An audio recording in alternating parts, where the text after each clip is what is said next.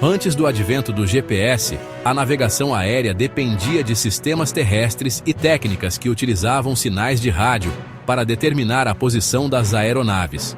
Nesse contexto, as emissoras de rádio desempenharam um papel fundamental na geolocalização dos aviões, utilizando números indicativos e frequências específicas para ajudar os pilotos a navegarem com segurança. Como funcionava o sistema de geolocalização com emissoras de rádio? Emissoras de rádio AM ou FM, especialmente aquelas em frequências atribuídas à aviação, transmitiam sinais que podiam ser captados por receptores de bordo.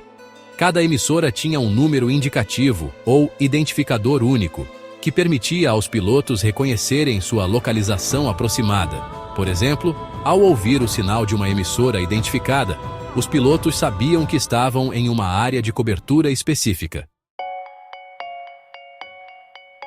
Além das emissoras comerciais, sistemas dedicados, como os rádios faróis, transmitiam sinais de baixa frequência com identificadores em código Morse.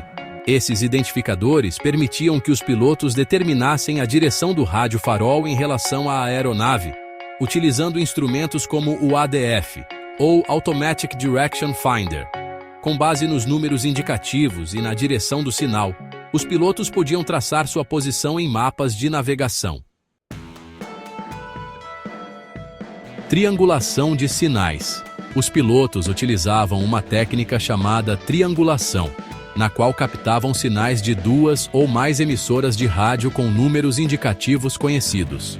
Ao traçar linhas de direção em relação a essas emissoras em um mapa, o ponto onde as linhas se cruzavam indicava a localização da aeronave.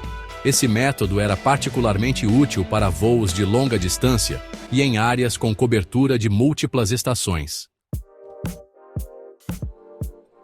VOR, ou Very High Frequency Omnidirectional Range.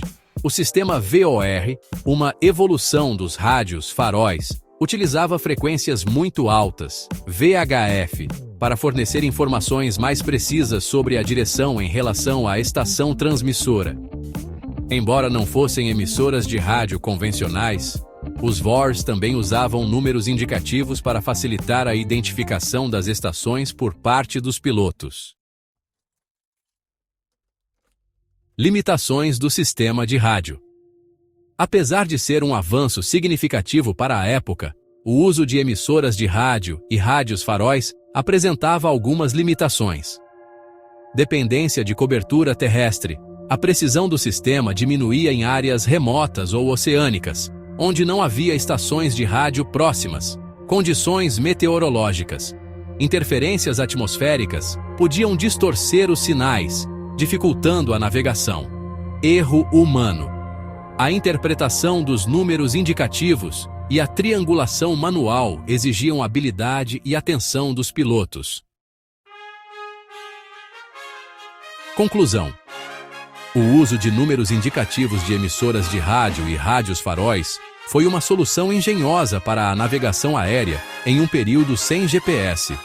Esses sistemas permitiram que aviões cruzassem vastas distâncias com relativa segurança, pavimentando o caminho para tecnologias mais modernas, como o GPS, que hoje proporcionam precisão global e confiabilidade incomparável.